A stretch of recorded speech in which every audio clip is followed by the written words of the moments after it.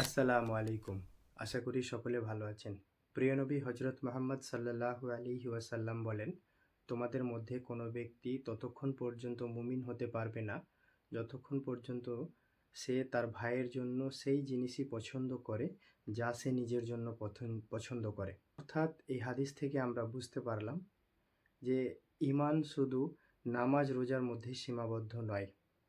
আমরা নিজের জন্য যে জিনিসটা পছন্দ করি, আমি যদি আমার ভাইয়ের জন্য অর্থাৎ আমার সঙ্গী সাথীর জন্যও যদি সেটা পছন্দ না করি, তাহলে আমি কখনোই প্রকৃত মুমিন হতে পারবো না।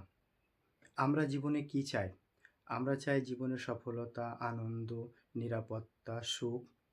ঠিক এই জিনিসগুলোই আমাকে অন্যের জন্যও চাইতে হবে, নচেৎ আমি কখনো মুমিন হতে পারবো না। আমরা নিজের জন্য ভালো কামনা করি, কিন্তু অন্যের ভালো দেখলে হিংসা করি। আমাদের এই ধরনের হিংসা থেকে দূরে থাকতে হবে এবং নিজের জন্য সফলতার দোয়া করতে হবে এবং অন্যের জন্য সফলতার দোয়া করতে হবে। তাই আসুন এই হাদিসের আলোকে নিজের জীবনকে সংশোধন করি এবং নিজের জন্য সফলতার দোয়া করি এবং অন্যের জন্য সফলতার দোয়া করি।